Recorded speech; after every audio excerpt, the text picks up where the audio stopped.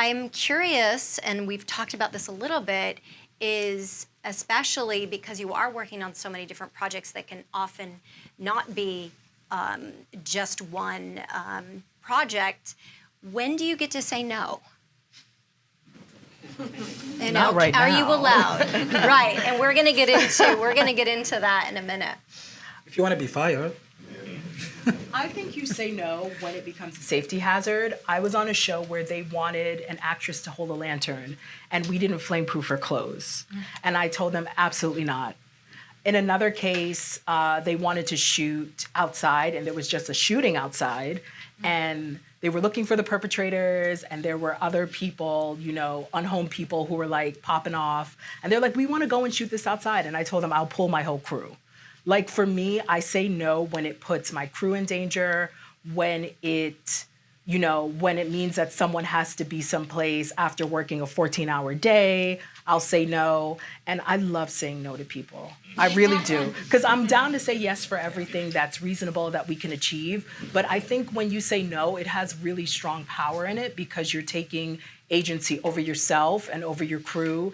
And you're letting people know that there is a line, there is a limit, and there's, you know, spaces that we just shouldn't go into. I totally agree. Thank you. Yeah. Thank you. Anyone else want to Yeah, jump in? actually, I totally agree with knowing when to say no.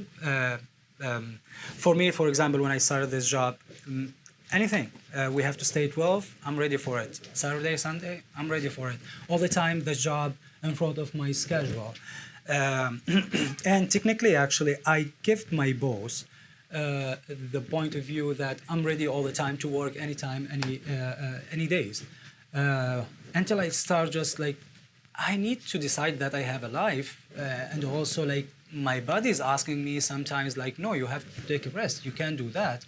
So once you start saying no, like you will understand the power of saying no, and then you will start like, you know, manage your time more. I have a friend one time she said. Anyway, we were in Kayas, and like the boss asked, the charge asked all the team, and she said like, can you stay 12? And she said no. And this is the first time I worked with her, and I asked her like, why? It's just 2 hours, and she said, I don't work more than 10 hours. That's it. I can work Saturday because they will pay like time and a half, and it's a first like from the beginning we start like a day. I can sacrifice Saturday, but I don't want to work 12 hours. My limit is 10. The second thing, you have to tell your charge or your boss what you can do and what you can do. And this is easy for them actually. And since that, I think it became easier for me, this job. And for sure, I have to agree with Nikki about the safety. You can't. Our job is very risky. You can't just like say yes for something related to safety. Knowing your boundaries, knowing your core values, and it's really hard when you're young in the industry and you feel like you have to say yes to everything. But the more you're able to have that sense of what your limit is, actually people start to respect it, which is really exciting. And I think that is part of the process of going into the industry. Mary, was there anything else that you wanted to mention about that? Actually, I was going to say exactly what you said. I think as a young person or someone who's new to the industry and you don't want to have that stigma of, oh, they're not going to do this or they're just going to put their foot down, I think that it's a hard line to walk and you kind of have to find your bearings as you do it. But the safety is number one, and no one's gonna look out for your safety except for you.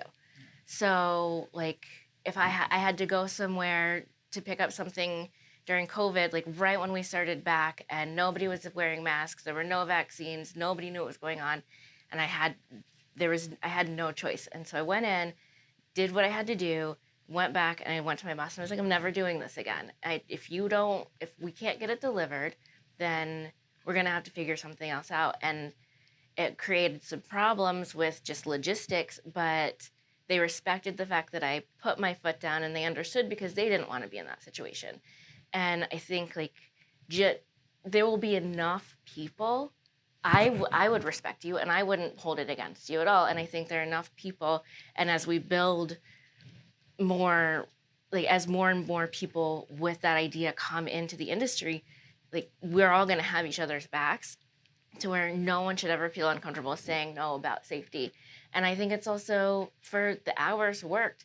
At some point, you do need a quality of life, and that does play into safety as well. Like, you need to be able to get where you're going and not fall asleep behind the wheel or anything. And I think making that balance and setting those boundaries for yourself and for other people, especially the sooner you do it once you step into a position, the better it will be for you and the better it will be for your department. So all to say, like, do the things that you're asked to do, but know that you're allowed to have a line.